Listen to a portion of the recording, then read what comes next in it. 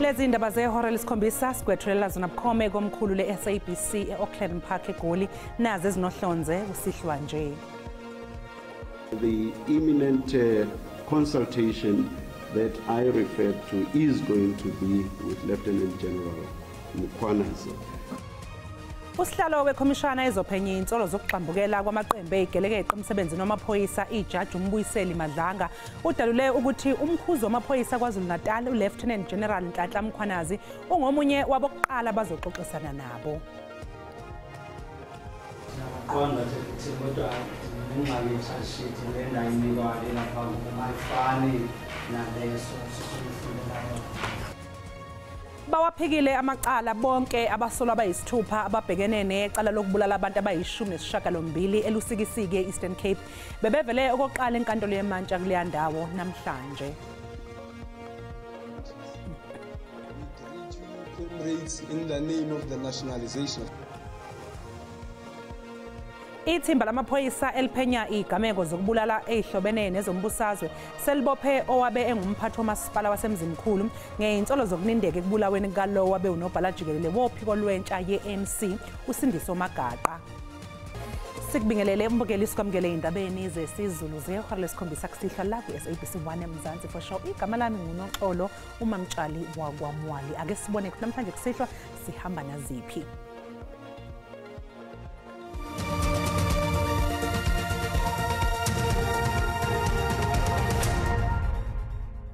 Umkhuzi wamaphoyisa KwaZulu-Natal uLieutenant General Nhlanhla Mkhwanazi uzoba ngomunye bokuqala ikhomishana kaMadlanga ezokhulumisana nabo ngaphambi kokuqalisa kohlelo lokubizwa kofakazi phambi kwekhomishana. Usihlalo okungiyena ozobe eholi ikhomishana ijaji uMbuyiseli Madlanga udalule lokhu esithangamini nabeyindaba ntambama namhlanje eSandton eGoli. Ikhomishana kaMadlanga ijutshwe ngumengameli wezwe uCyril Ramaphosa ngenhloso yokuthi iphenye ngokujulile lokho okubekwe edlangalaleni ngumkhwanazi okuphathelene neinsolo zenkohlakalo einhlakeni zezomthetho okuthinteka kuzo amaphoyisa, abashushisi, izimantshi, amajaji kanye nokuqambukela kosombusazwe. Ikhomishana izobamba izingxoxo zayo zokuqala nomkhwanazi ngaphambi kokuqala kwesigaba sokubizwa kofakazi phambi kwesithangami. The imminent consultation that I referred to is going to be with Lieutenant General Mkhwanazi. But regarding who the first witness will be, we are not able to say at this stage. The assumption will be that he just must be the first witness. Well, indications are that he may well be, but we cannot tie ourselves to a position that says, yes, he's definitely going to be the first witness. Ijaji lithe kusesekuseni kakhulu ngokuthi ikhomishana isingakwazi ukuqagula isibalo sofakazi abazobizelwa phambi kwayo. And how many witnesses to call? It is early days. We cannot say at this stage. We have not even had the first consultation. It is the first consultation that will give us an idea of the ground that needs to be covered. Usihlalo wekhomishana uthe uqalisa komsebenzi wayo sekusondele kakhulu. Ikhomishana kaMadlanga izokwethula umbiko wayo wokuqala emva kwezinyanga ezintathu kusukela manje. Bawaphikile bonke amacala abathweswe wona abalisa abayisithupha abasolwa ngokubulala abantu abayi-18 engobozana elusikisiki esifundazweni Eastern Cape nyakenye. Abasolwa ababhekene necala lokubulala kanye nokutholakala neibhamu engekho emthethweni neinhlamvu bebeveleke enkantolo yeMantshi eselusikisiki namhlanje. Otyholwa ngokuba ngungqondo kwesisiganeko uye wazimela ukanti abanye bememelwe ngamagqwetha ka-Legal Aid. Bonke bawaphikile amatyala. Ngexesha ebekuqhuba ityala umtyholo wokuqala uye wathi akanawo wonke amaxwebhu ebekufaneleke into yokuba unawo. Uye wavakalisa nokuba ixwebhu ebelifundwa enkundleni alifani neli yena alinikiweyo. Uye wanikezwa ixesha lokuba alijonge ze abuye atsho into yokuba uyawavuma amatyala noba uyawaphika. Qonda ukuthi kodwa ingxaki yesashithi lena imikwane lapha kumayifani naleso sisifundelayo. Othethela igunya abantu lezotshutshiso ephondweni uthi bakulungele ukubonisa inkundla ukuba abatyholwa abasukelwa ngamatyala ababekwawona.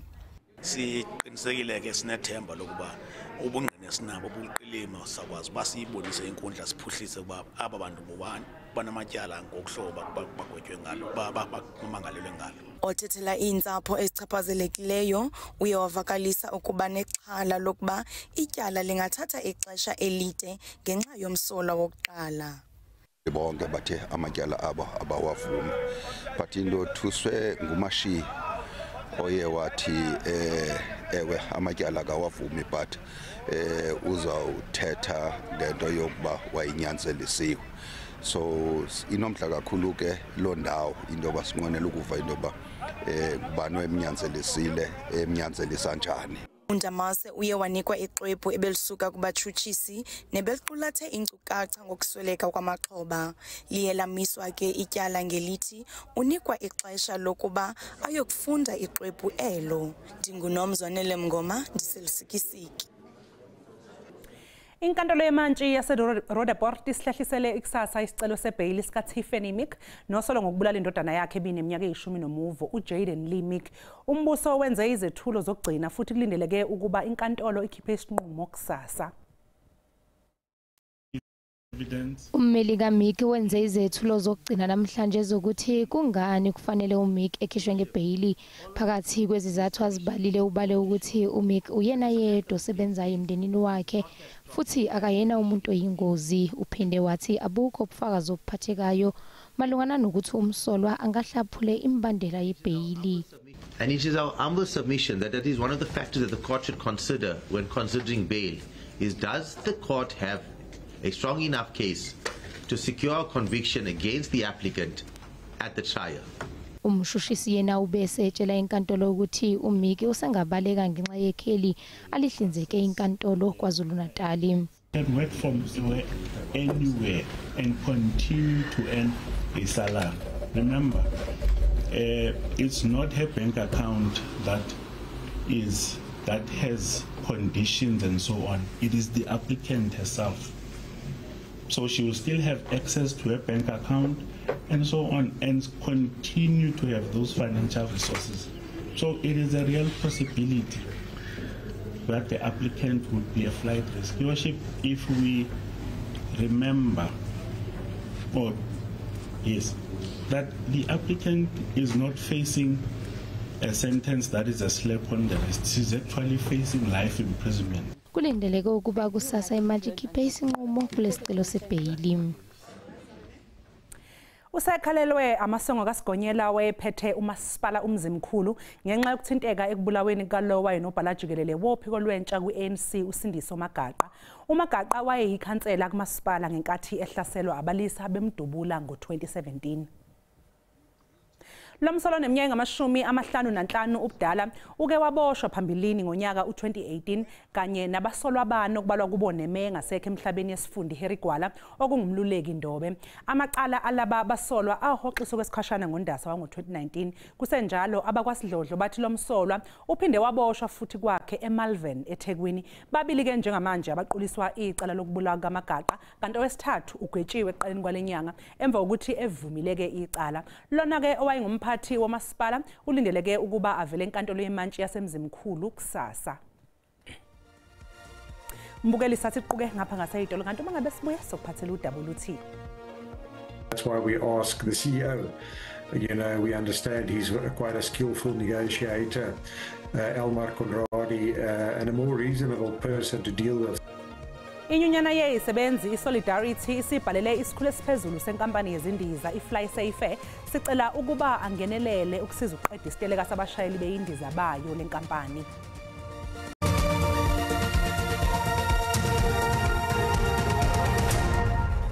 Sibene sekubingelele mbukeli sikamukele mangabe usanda kungena utabeni oluphambili besibike ukuthi Usihlalo wekhomishana ezophenya insolo zokugxambukela kwamaqembu eyigelekeqe emsebenzini wamaphoyisa ijaji uMbuyiseli Madlanga udalule ukuthi umkhuzi wamaphoyisa KwaZulu-Natal uLieutenant General Nhlanhla Mkhwanazi ungomunye wabokuqala bazoxoxisana nabo. Mbukela sikukhumbuza ukuthi lezi indaba ziyatholakala ku-YouTube naku-SABC Plus ngena kuzo uyicinga ngamagama athi SABC izindaba nakanjani uzoyithola ngomnjalo bazo. Umholi we-Action SA ePhalamende u-Athol Trollip usevulele amacala obugebengu umphenyi wamacala uPaul O'Sullivan. uTrollip usolu O'Sullivan ngokumesabisa nokumphazamisa emsebenzini wakhe wePhalamende ngemva kokumthumela uxhaxha lwemlayezo embiza ngesifula. Kusenjalo O'Sullivan wenze istatement esifungelwe echitha lezi insolo. uTrollip uthi uziva ehoriswa ngo-O'Sullivan kwaye uthi londo iyamthintela kuba enze umsebenzi wakhe njengelungu laseParlamente. He says, I've been looking at your misinformed attacks on me on social media because someone forwarded them to me. You're clearly an arrogant fool that doesn't have a clue what's going on. Mkhwanazi is one of the biggest criminals that ever wore police uniform. His crimes, when they are finally exposed, will shock the nation. Best part is, unlike you who are in receipt of my taxpayer rands, I don't get a single cent. Then he said, you attack me personally on social media as if you are Mkhwanazi's right-hand man, which means that you must be supporting his criminal conduct. Either that or you are far too stupid to know a criminal when you see one. And he goes on, he calls me a criminal.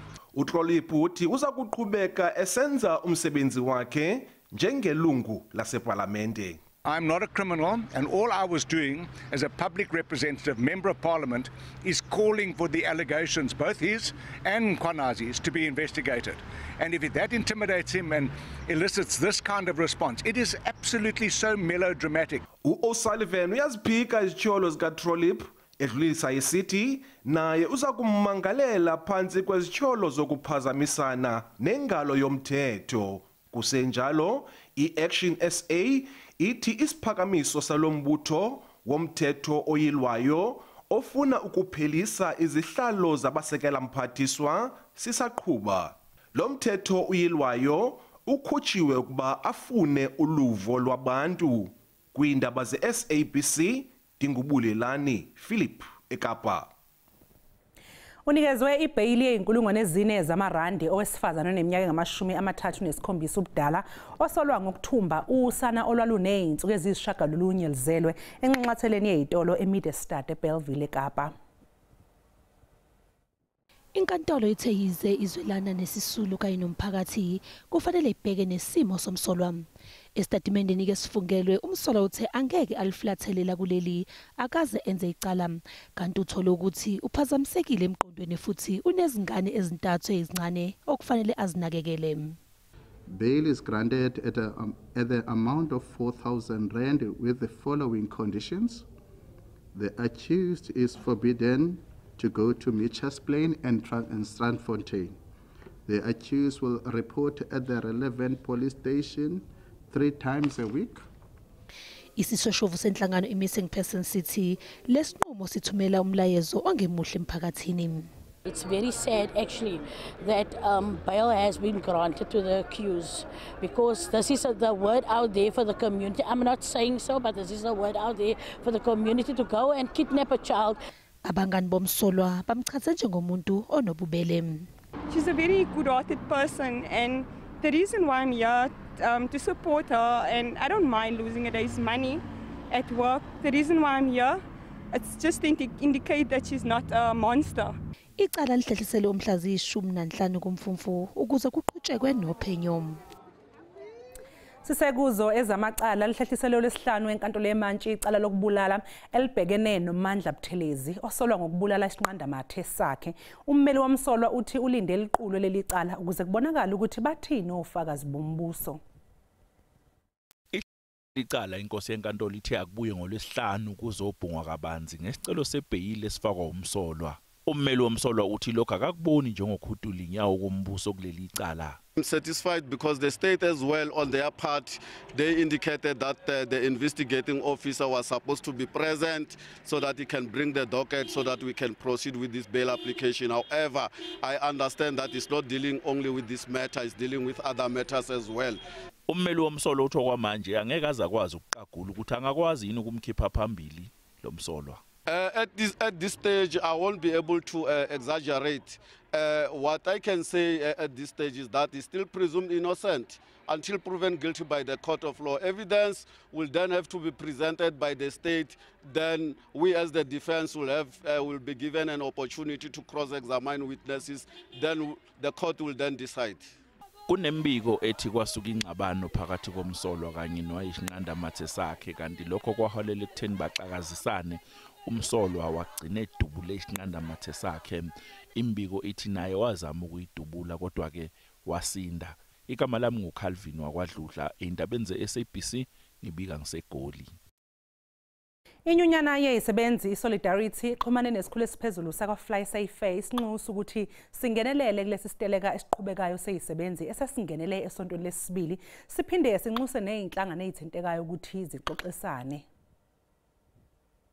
Inkampani yezindiza iFly Safe ithutha abagibeli abayizinkulungwane ezingama-30 ngezindiza ezevile ekhulwini nama-74 kanti ukuqhubeka kwesiteleka kwehlise umthamo.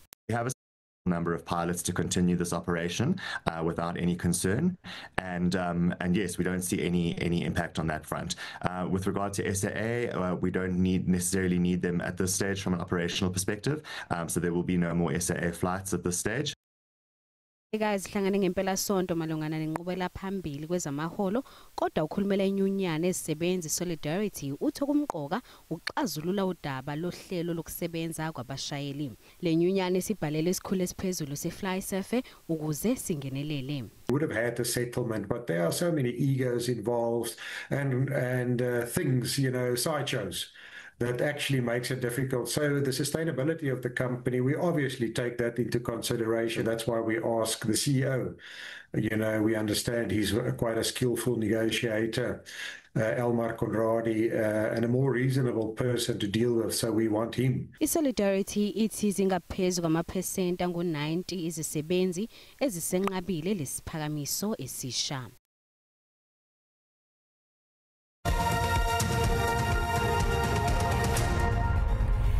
Ibanyana kulindeleke ukuba itheleke esikhumulweni sezindiza iOR Tambo Maduze ngemva kokuqeda ilele isine emqhudelwaneni weWAFCON obubanjelwe eMorocco. Ukuzwa kabanzi ngembukeli ngalolu daba sixhumana nentatheli yezemidlalo lapha eSABC uMduduzi Ndlovu. Katshana sikubingelele sikamkele indabeni zakusihlwa. Unjani umuvo lapho nje nomuzwa lapho khona esikhumulweni sezindiza njengoba kulindeleke ukuthi banyana itheleke noma ngabe kunini kusukela manje? Ngibingelele Hlabangani, ngibingelele nakuwe mbukeli wetindzaba nyalo ngihamba manje sikhuluma nawe sisikhulumeni setindiza njengoba sikashito noxolo la eOR Tambo International Airport eKempton Park. Ingani bakho nawe lo presenter katindzaba temidlalo kaSABC News Channel yethu nguMawande wakamatheza lo insathele eNingizimu Afrika. Mawande, wena uthini wakho umbono kuloko lesikubone kwenteka umcuselwane iWAFCON banyana? Ngobona kwami wena mntu ingathi iqela likaDisraelis noDisraelis okwakhe bazabuya bengonwabanga tu bebeye pha eMorocco bezintshatsheli zokhuphiswano and sonke besilindele into bazabuya nayo indebe kwakhona but ayenzekanga lonto and okwanje silapha bazabuya bengenando esandleni. Uthini wakho umbono kumbe Mawande mawucabanga kumbe umceceshi so ubambile iminyaka seminyentana simbonile waqala lisekela la Vera Pauw nyalo simbonile ubuyile waya nakunzebe emhlaba eAustralia naseNew Zealand. Utaqhubeka na ucabanga nawo lona ngoba kunemcuselane weAFCON sikhumbule nasemnyakeni lotako kanjalo neWorld Cup isendleleni? Ingathi ngombono wami uDisraelis ingathi usezawugcina umsebenzi wakhe uqhubeka kahle kule minyaka ephethe pha eliqela and kukhona nabadlali abathile abancinci abakhuphileyo from i-development structures nento ezithile wabakhupha wabanyusa wabafaka kweliqela beliye pha eMorocco and sawuphinda sibabone kwi-matches zayo kwi-qualifiers women's AFCON kwakho ngo-October xa bedlala ne-DR Congo. So umsebenzi kaDisraelis uyancumisa yena generally kodwa ingathi basike basokola and ingathi ngoku kukho ne-players xa sizibona ingathi bayaye bakhula and imilenze ayisekho akusadlalwa ngolahlobo bedlalwa ngalo kwiminyaka egqithileyo. So ingathi sawubona some more changes kwezi matches zayo leading up into AFCON next year.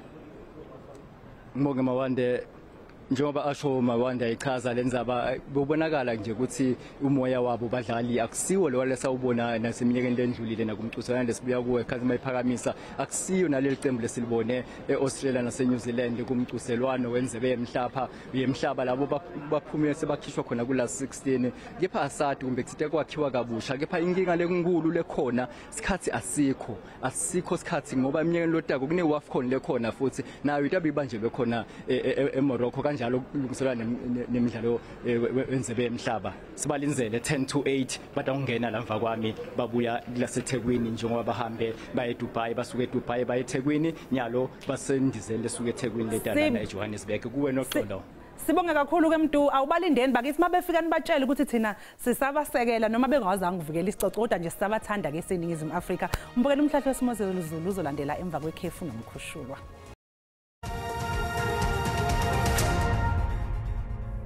Kwanza kwentokozo mbukeli ukuthi siphinde sihlangana njengoba sisho sithi ke mancane nje amathuba emvula esingawalindeli kakhulukazi ke lapha ko-Upington kuyongena lapha ko-Alexandra Bay ebusuku banamhlanje ngale kwaloko lingathanda nje ukuthi libalele nje ikakhulukazi phansi lapha ko-Western Cape uyongena Eastern Cape uyongena ko-Free-State KwaZulu Natal sabalele sika ngamafu kodwa ke mawungena eMpumalanga kanjalo nasengxenyeni ke ezilapha eGauteng kanti ke masihlabela phambili siyobheka osukwini lakusasa ngivumele ngisho ngithi ke kuzo zonke indawo lapha KwaZulu Natal sabalele uyongena eMpumalanga kwelase-Free-State ko-North West kanjalo naseGauteng nasengxenyeni ke ezilapha ngasenyakatho lingabalela phansi lapha eAstern Cape lingabalela sika ngamafu kodwa engxenyeni ke ezingapha ngasentshonalanga lezamvula zothanda ukusabalala nje zingene maphakathi ikakhulukazi lapha ko-Northern Cape kodwa ngikusho ukugcwala umlomo ukuthi ke amathuba sethanda ukuba mancane lapha eWestern Cape lingathanda nje ukusikaza ngamafu sihlabele phambili sisho sithi South African Weather Service iyasho ukuthi ngabanda kube yiqanda qo mawungena lapha kuSutherland ebusuku banamhlanje kuyofika kusasa kusempondo zankomo kanjalo nalapha koCalvina nokho akufani kodwa mawungena endaweni ke ezingasogwini lapha koGqeberha siyongena lapha kuSajonisi kanjalo nalapha koThekwini uyongena koRichards Bay kanti ke mawusondele eduze kontaba zokhahlamba lapha koBergville uyongena lapha koMnambithi iqanda qo kanjalo nalapha koFreestata liyakubuza ukuthi ke ungubo ngaki kanjalo nasengxenyeni zakoNorth West uyongena eGauteng nakoMpumalanga lapha koEmelo angaphansi kweqanda amazinga kakhulukazi ke ebusuku banamhlanje kufika kusasa sempondo zankomo ngisho ngithi ke ngokuphuma enhlavela ngakusasa lingathanda ukuba phakathi nje kuzo zonke indawo lapha ikakhulukazi KwaZulu Natal komhlaba uyalengana koManguza uyongena phansi naseningizimu koXhopho komzimkhulu ngisho ngithi kubande kancane kwelaseFreestata uyongena ke ikakhulukazi koNorth West kanjalo nasengxenyeni ke ezilapha ngaseGauteng kanti ke mawungena phansi lapha ko-Western Cape lingathanda ukufudumala nako-Northern Cape ngivumele ngisho ngithi ke ngiyayithetha indaba benu ubusuku obuhle.